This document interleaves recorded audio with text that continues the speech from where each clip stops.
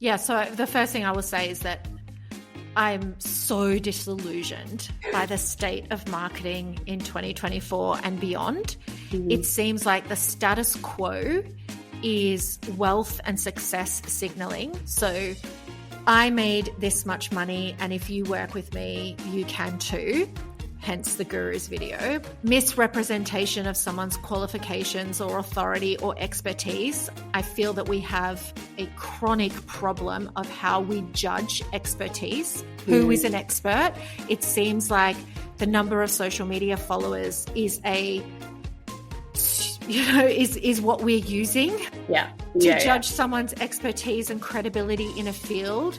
Meanwhile, we've got some absolutely sensational, legitimate experts who don't know how to play the marketing game as well as these gurus, who are missing out on actually being able to help customers.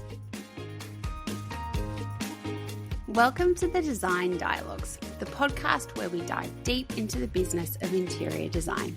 I'm Beth Beesky, the founder of More Time to Design, and a designer with over 13 years of experience. I'm here to help you navigate the challenges of running a successful studio, whether you're a solo designer or leading a team. Each week, I chat with industry experts and share practical insights to help you streamline your processes, grow your business, and create a studio that thrives. Thanks for tuning in, and I hope you enjoy our Design Dialogues. Hi everyone, welcome to this week's episode of the Design Dialogues podcast. This week I am joined by Mia Fileman from Campaign Del Mar. Hi Mia.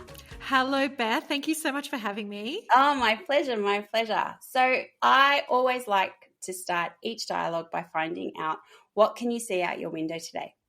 So I'm in the Northern Territory, proudly working today from Larrakia country. Staring out of my window, I can see the Cullen Bay Marina, and beyond that, I can see the Arafura Sea. So I am very inspired by my outlook today. Oh, so beautiful. For those of my listeners who don't know you, tell me a little bit about you and your business. Okay, so I'm a small business marketing expert. I have worked for myself for 13 years, so I'm a bit of a veteran when it comes to entrepreneurship. I help female entrepreneurs to create memorable, high-performing marketing that pays off. I'm a full-time mentor, trainer, and consultant. So I don't do the marketing for brands anymore, but I do it with my customers. Yeah, and what was the point where you decided to go from like the doing to the helping? How much time do you have?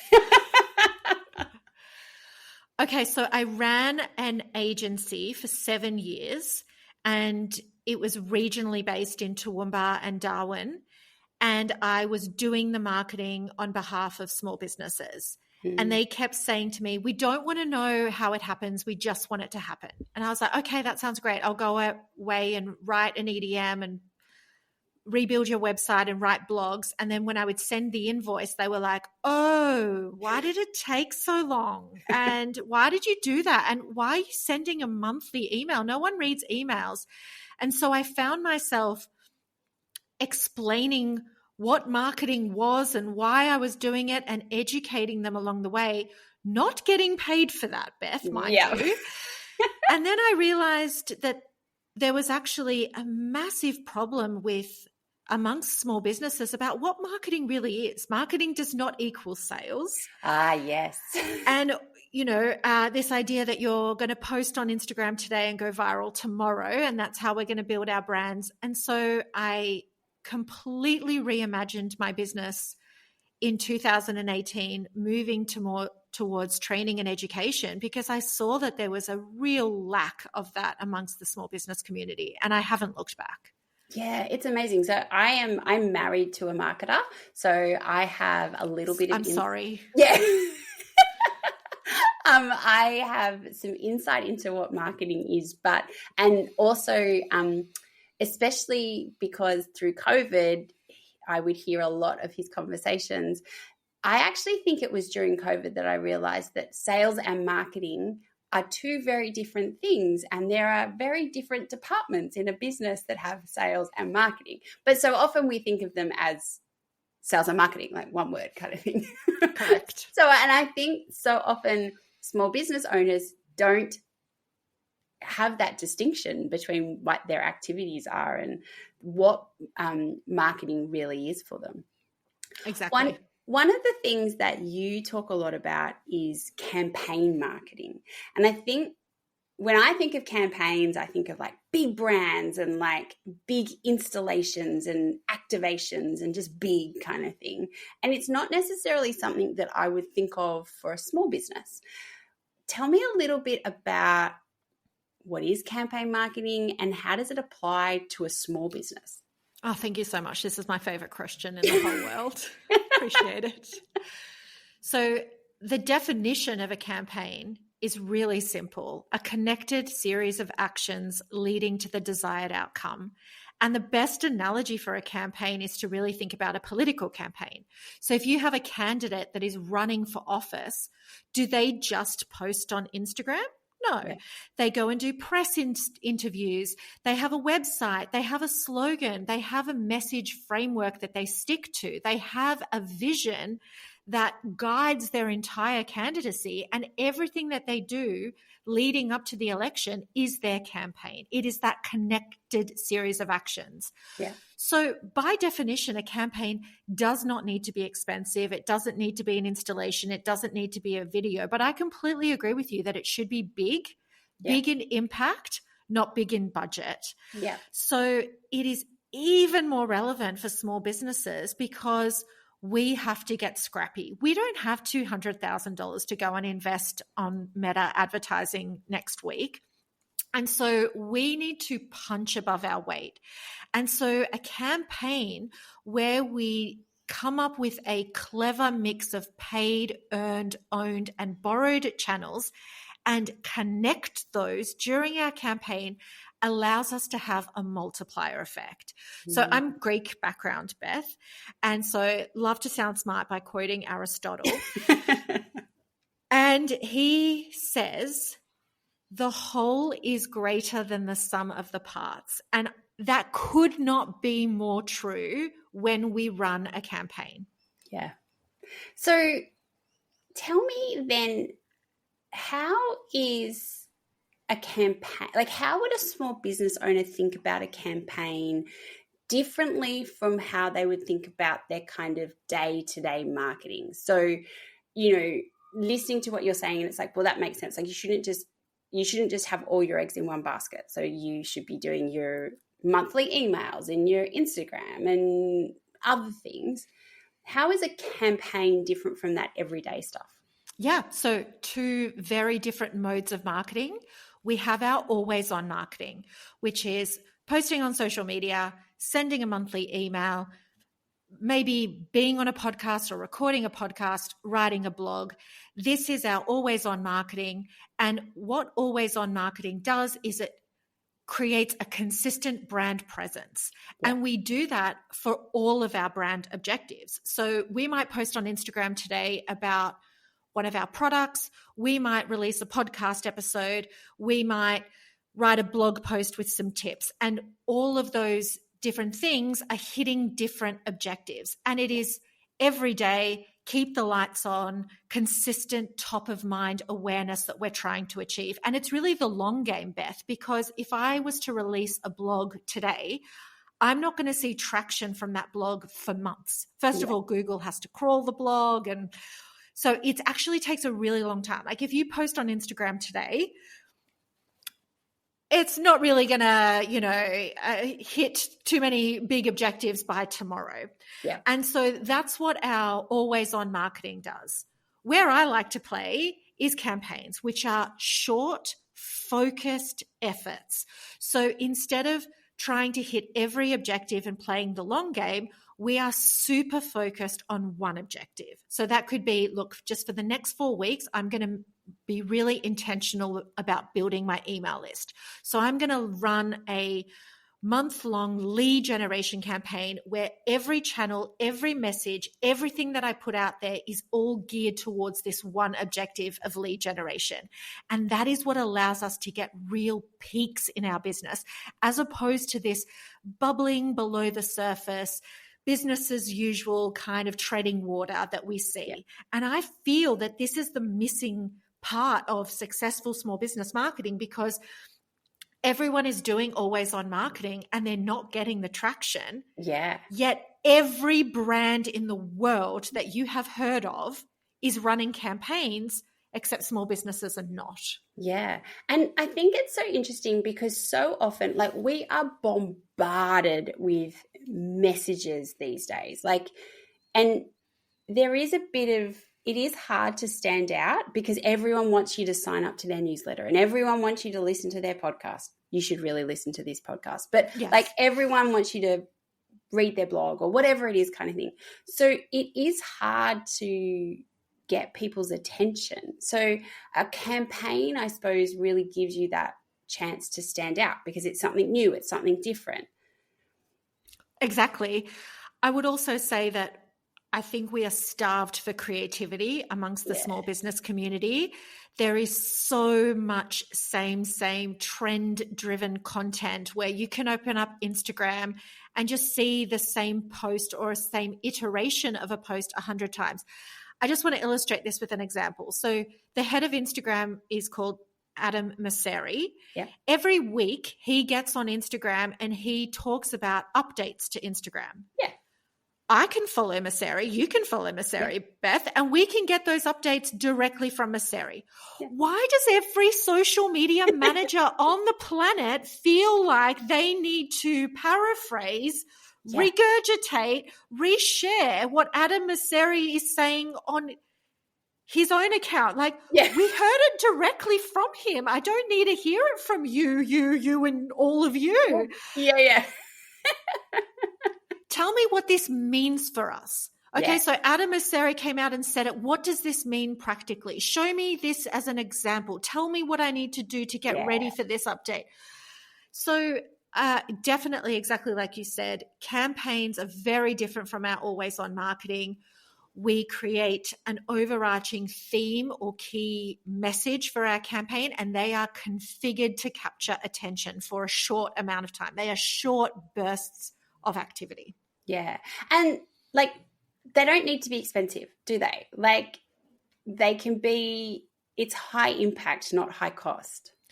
I recently shared that my first ever campaign for Campaign Del Mar cost me $2.49. It's pretty good. I thought that was less than a cup of coffee. It's less than it is. Well, I paid $7.71 for a cup of coffee today, so we can talk about that in a minute if you'd like. But it by no means does it have to be expensive. It's a lot of work. I'm not going to sit here and tell anybody that you can pull together a campaign quickly. It is so much work. Yeah. But it's work that actually delivers a return on your effort, as opposed to relentlessly posting on Instagram without a strategy and 6 months later you are nowhere. Yeah. So for someone who's listening and they're going, oh, sounds amazing, but as you said, sounds like a lot of work, what are some of the kind of key, maybe first 3 or 4 points they should start thinking about? So first of all, you need time. So I would say, please start planning a campaign 10 to 12 weeks before you want to launch it, because you will be building a campaign alongside running a business. Yeah. So we want to give ourselves that time to plan out all these channels. Okay, so if I'm using a mix of paid, earned, owned, and borrowed media, that means that in the earned bucket, I want to do some podcast interviews. Well, I need to start pitching and scheduling and planning those podcast interviews and getting the ball rolling on those. So we need that time frame. The other most important thing is that you need a campaign idea. Like, what is your campaign? And for that, we really need to become customer fanatics, like know our customers on a cellular level. And so doing some audience insights, some interviews with our customers, actually getting on the phone and talking to prospective or actual customers to understand them on that level to inform our campaign is really important. Yeah. So a lot of interior designers, they don't need to bring in hundreds of customers every year. They might only be looking at bringing in 4 or 5 new clients every year. How would they kind of do a campaign that would be really targeted for but they only need a small return on it? So I think they could do a referral marketing campaign where they tap into their existing customers who already know and love them and get them to refer them to new customers. Yeah. And we know that referred customers have a higher lifetime value than new customers. Yeah. And it also means that your customers are advocating on your behalf. Yeah. So this is how we can use a campaign for that kind of industry. Yeah. And I suppose as well, like just thinking about timeframes, like really you're only going to be doing 2 or 3 campaigns a year. It's exactly. not, yeah, because there's so much lead up to them and then there's the actual campaign. For sure. I mean, there are big and small campaigns. I run a lot more than 2 or 3 campaigns per year, but I would say I run one major brand awareness campaign to build my profile, to get, Campaign Del Mar as a brand that people know. And then I would run quite a few mini campaigns throughout the year on particular objectives. So like I mentioned, I'll do a specific lead generation campaign, or I'll do a sales campaign for my membership. And then those don't need your 12-week runway to plan them out. Also, I reuse literally everything. Everything, every email, every post, every Canva design, I reuse. I get a lot of mileage out of my campaigns. And so, I mean, people can't remember what they ate for breakfast yesterday, Beth. They're not going to remember that they received an email 6 months ago that is somewhat similar to the one that I sent today. So I consider a campaign an investment, an asset to your brand that will continue to pay dividends. And so then, and it just gets easier and easier to run campaigns as you build those assets, as you have a bank of emails, as you have a bank of videos that you can continue to reuse. And does some of that kind of collateral and content get rolled into your always on marketing as well? That's a good question. I haven't thought about that. Yeah, sometimes. Yeah, sometimes I do. Yeah. So I think let's illustrate this with an example. I'm perhaps best known for a video called The Gurus We Deserve. Yeah. I launched it 2 years ago now. And it's a 90-second film where I impersonate a online marketing guru, someone that is going to promise you wealth in your sleep, passive income, all the things that we all want. the things. And it's a satire campaign to basically say these people are full of shit. Yeah. There's no shortcuts. Strategic, creative marketing is kind of the way to go.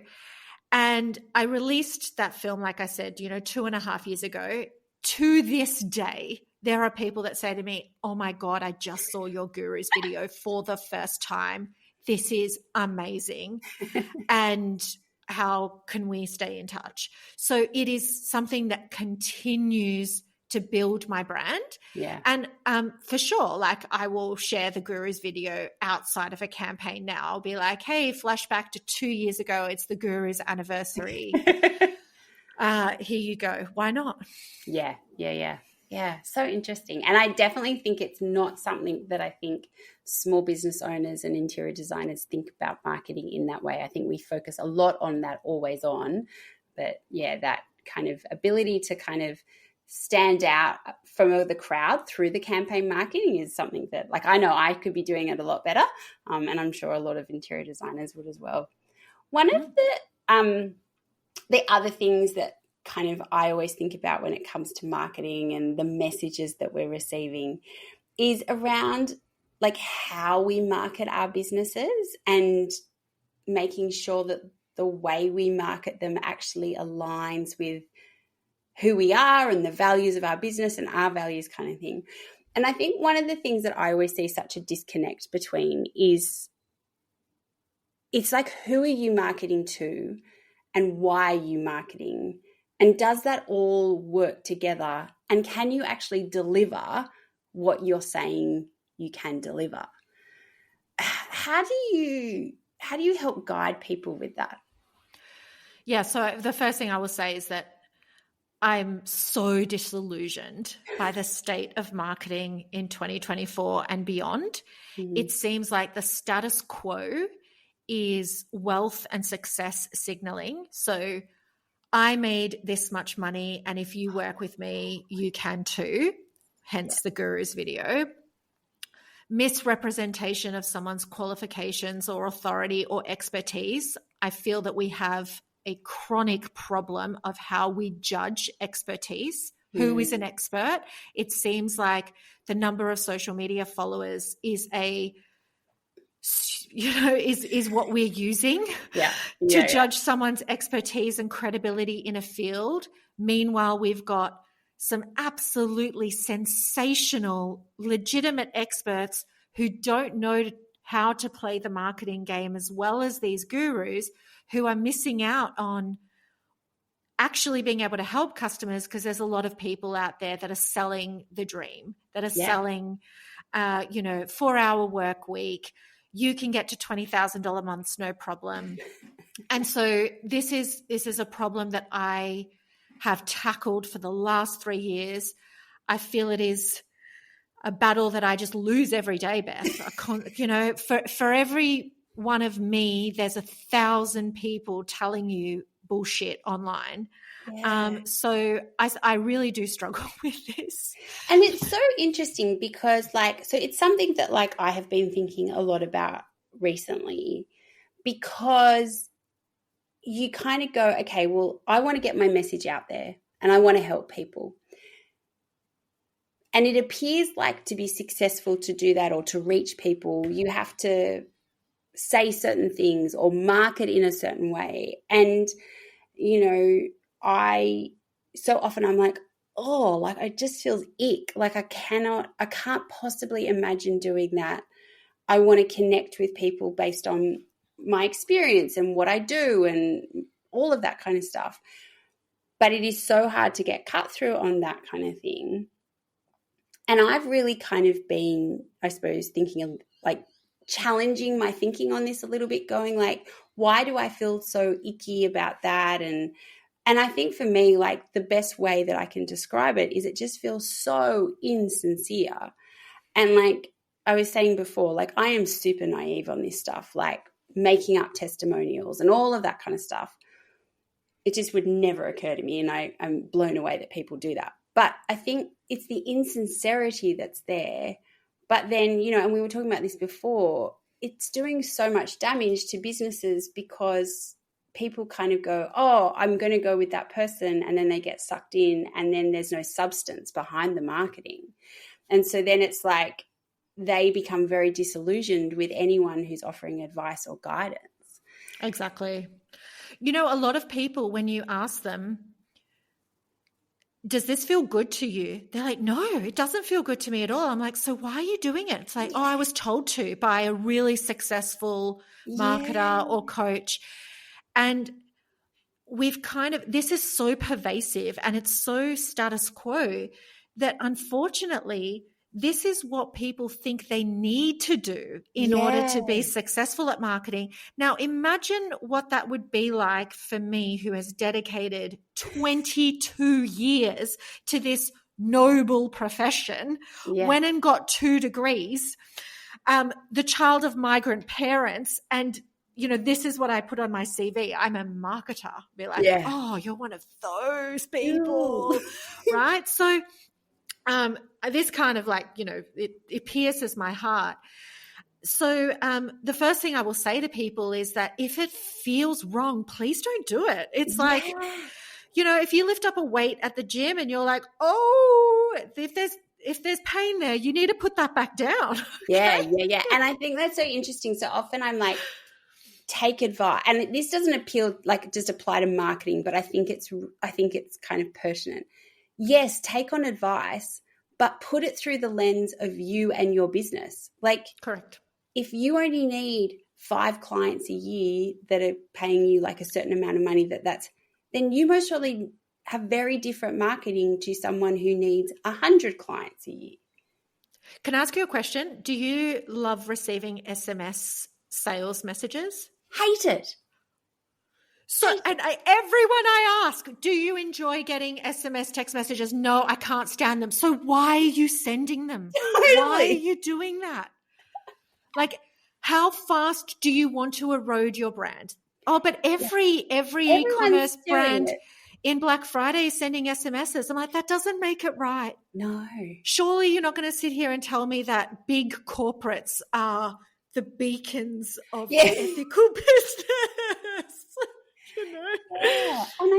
Yeah. And I find that really interesting that like there's so many, we follow almost like sheep because it's like, well, that's what everyone's doing. And it's like the number of conversations I'll like, and I suppose for interior designers, a lot of it's on Instagram. They're like, I've got to do this many posts. I've got to say this and I've got to do this. And I'm like, the one that kind of always catches me and I look at it and I'm like, and I don't, like, I'm not judging anyone who does this, but I always find it interesting. There's a post that I think maybe a business coach started, but it comes up in like lots of different industries. And it's like, this is what I'm doing today. This is my checklist. And it's like, I'm having breakfast and I'm going to the gym and I'm picking some samples and I'm doing this. And I'm like, what value is that adding other than your post? That's a post that you can say you posted today. Like, what is that actually, like, what value is that bringing to your client? And is it increasing the like, know, and trust factor? Maybe, I don't know. But I just find that one is just one that comes up that I'm like, where is that coming from? Why are we all doing that? I think it speaks more to our ego than it does to any business objective. Yeah. You know, this idea that I love going through photos and pulling together an annual video that I send to my parents. And I'm like, look, we had such a cool year. Yeah. I love that. Like, you know, it's like, it's collaging, but for adults. Yeah. But yes, you're right. Does it actually hit any meaningful business objectives? I guess it depends on how you do it. Voyeurism is real. Yeah. And there's a lot of voyeurism on Instagram and LinkedIn in terms of like, we're interested in how people spend their days. And we're like, oh, this looks like a cool job being an interior designer, getting to not just sit in front of a computer, but to go and pick samples and touch fabrics and, you know, work with builders and do all of that. So I like that window into somebody else's life. That's good. And I love that too. I love that so much actually, because I think that does help you get to know them and it helps you understand who they are. I suppose I'm just like, why are we all doing the same? Like, it's done. It's done to death. Can we think of another way of doing that? Like, I really want to get to know you. Like, but I was like, oh, I've seen 6 this morning already, kind of thing. It's a cycle. So the problem is we prioritize always on marketing. Always on marketing means you have to be always on. Right? And so we're like, I need 6 posts this week. Yeah. I don't have time to create 6 incredibly creative, differentiated posts. So I post slop because that's what I've got time for. And what I'm saying is I'm giving you permission to stop posting on Instagram for 2 weeks, go away and create something really cool, really different, really swinging for the fences, and then come and post that to Instagram 2 weeks later and report back on your results because I know what they're going to look like. Yeah, and I think that's most probably like where I'm coming from with this kind of like list of what I did today. There's nothing wrong with the post, but are you just putting it up because you feel you need to post every day? Yeah. And I think so often we need to take that step back and go, like, what is Instagram serving us in our business and our business objectives. You know, like I've had some really interesting conversation with designers and they're like, I'm never getting a client off Instagram ever. They just don't come. Like interior design is, you know, it's going to be your referrals. It's going to be your, like, your network. That is where your big clients are coming from. But yet we invest so much time on Instagram, which is really like it's a vanity project for a lot of interior designers. Most interior designers have other interior designers commenting on their posts and it feels good. And there's nothing wrong with that. There's nothing better than the recognition of your peers for your work. But I think it's recognizing that and going, is it really where I should be spending my time? Because is it serving my business objectives?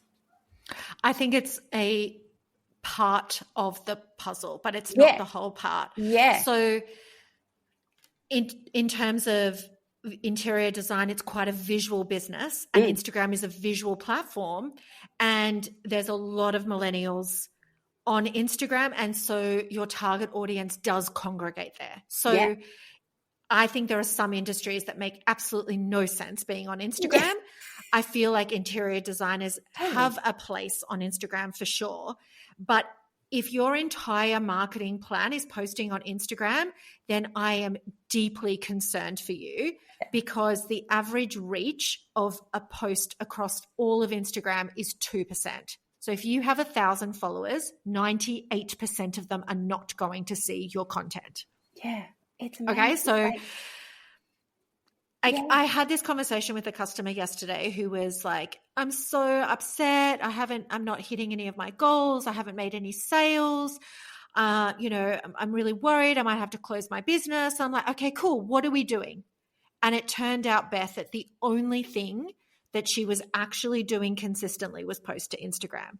She wasn't sending emails. She wasn't getting on podcasts. She wasn't writing a blog. Her website was not SEO optimized. She wasn't posting on LinkedIn. She wasn't going to in-person events. I'm like, I'm sorry, but that's not enough. Yeah. It's just not. It really isn't. And I think that's the thing, like when you list all of that out, it's like, oh my goodness, I need to go and have a nap. But I think that's where the Instagram play comes into it, because we feel it's this beast that we need to keep feeding. You've got to post all of this. You've got to do all these stories, reels, like all of this kind of stuff. And the number of designers I talk to and they're like, I feel so uncomfortable. I don't want to, and I'm like, just let it go. Go to an event, meet a supplier, have an in-depth conversation with that supplier and learn about that product.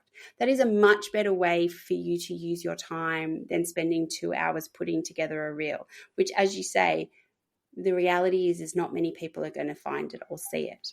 I think that's great advice. So I think having that real, and to come back to my original question around, I suppose, like how you market and the messaging you're putting out, really be clear on what your business objectives are and make sure your marketing is tying into that, but also make sure that your marketing, like you can do what you're saying in your marketing. Like don't promise the world if you can't do that. Yeah, I think that there's an elephant in the room that we're not talking about, which is that unfortunately a lot of people prefer to be popular than they prefer to be paid. And where, you know, if you ask kids these days, like, you know, it used to be, oh, I want to be a hairdresser. I want to be a firefighter. I want to be a actor. Now everyone is saying, I want to be a YouTuber. I want to be a creator. People want to be famous. Yeah. And that's great. If you want to be famous, then that's awesome. But I don't work with people who want to be famous. I work with people who want to create profitable and sustainable brands and make money. Yeah. And so that's fine, but be honest with yourself about what your business is here to do. Yeah. Because you're right. Like I am pulling back on Instagram ads for my business. I'm just finding that they're getting more and more expensive every year. And in the context of how much some brands are spending on social media advertising. I mean, now, you know, Nike LNDR, Under Armour, they're all advertising on Facebook, and I'm competing with those brands. So, you know, my $5,000 a year on Facebook ads is just not getting anywhere. So I've decided to reinvest most of my advertising dollars towards getting on a plane and flying to a major capital city. I live in Darwin, so I'm nowhere near my target audience. I can go and speak to the army base, but don't think any of them want my services, and go and either host or attend an in-person event in Melbourne, Sydney, Brisbane, and I can walk away with $25,000. So I loved your suggestion of actually now post-COVID going back to in-person connections and networking.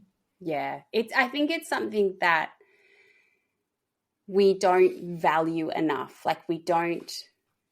Yeah, I think it's so much something, especially in small business where relationships and the networks you have are key. They really are key. The relationships that you have with your clients, the relationships you have with your suppliers, with your like other designers, like that network, it really is the key, one of the keys to a successful business. And I think moving away from what is popular on social media to do is a good thing.